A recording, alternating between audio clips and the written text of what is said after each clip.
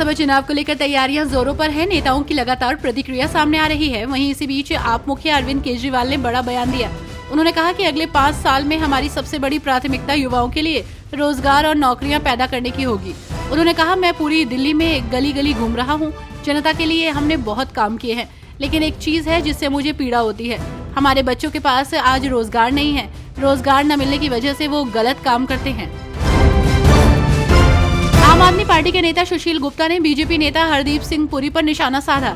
उन्होंने कहा कि वे शायद ये भूल गए हैं कि जिस समय शहीद ए आजम भगत सिंह अंग्रेजों के खिलाफ आवाज बुलंद करते हुए फांसी पर चढ़ गए थे, जिस समय मजबूत सिख कौम ने अंग्रेजों के खिलाफ मजबूती से लोहा लिया था, उस समय आप अंग्रेजों के दोस्त हुआ करते थे, उनके साथ खाते पीते थे और उनके यूरोपियन स्कूल में पढ़ाई करते थे।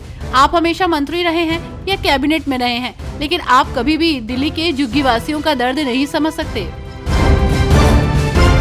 बिहार की झांकी गणतंत्र दिवस में आकर्षण का केंद्र रहेगी।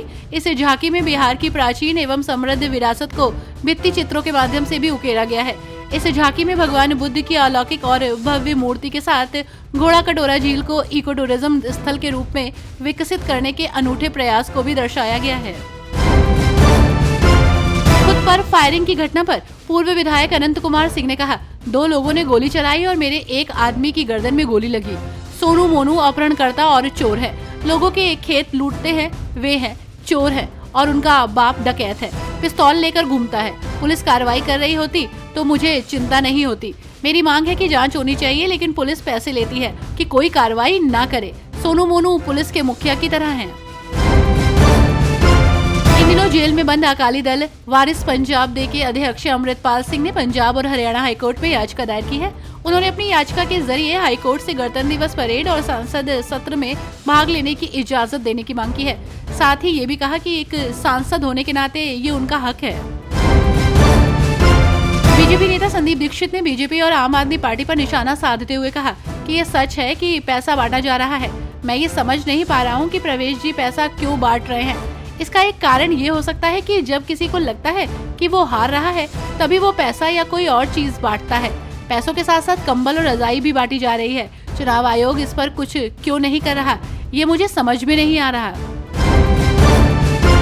अंतर्राष्ट्रीय निशानेबाज मनु भाकर के मामा और नानी की कार दुर्घटना में मौत के मामले में स्वजनों ने हत्या की आशंका जताई है। सीसीटीवी फुटेज सामने आने के बाद मनु की मां ने पुलिस से निष्पक्ष जांच की मांग की है। पुलिस ने आरोपी कार चालक को गिरफ्तार कर लिया है और मामले की जांच के लिए एसआईटी का गठन किया है। हेमंत सोरेन सरकार की मैया योजना के लाभुकों के लिए अच्छी खबर है। 21 दिनों के इंतजार के बाद आवेदन में हुई गड़बड़ी का सुधार हो गया है। मैया सम्मान योजना की आधिकारिक वेबसाइट खुलने लगी है, लेकिन नेटवर्क सिस्टम थोड़ा स्लो होने से परेशानी हो रही है। वेबसाइट बंद होने के कारण नए लाभार्थियों के नाम सूची में दर्ज नहीं हो पा रहे थे। उत्तराखंड के मुख्यमंत्री पुष्कर सिंह धामी ने विधानसभा चुनाव को लेकर अपनी प्रतिक्रिया देते हुए कहा कि मैं उत्तराखंड के सभी देवतुल्य मतदाताओं और देवतुल्य जनता से अनुरोध करता हूं कि आपने बीजेपी का साथ देकर डबल इंजन की सरकार बनाई और हमने सभी वादों को पूरा करते हुए सभी संकल्पों को आगे बढ़ा रहे हैं, क्योंकि हमारा संकल्प है कि उत्तराखंड को हिंदुस्तान का श्रेष्ठ राज्य बनाना है। भाजपा के आरोपों पर प्रतिक्रिया देते हुए कर्नाटक में कांग्रेस सरकार राज्य में विभिन्न बोर्डों और निगमों को धन जारी नहीं कर रही है। मुख्यमंत्री सिद्धारमैया ने दावों को झूठा और राजनीति से प्रेरित कहकर खारिज कर दिया।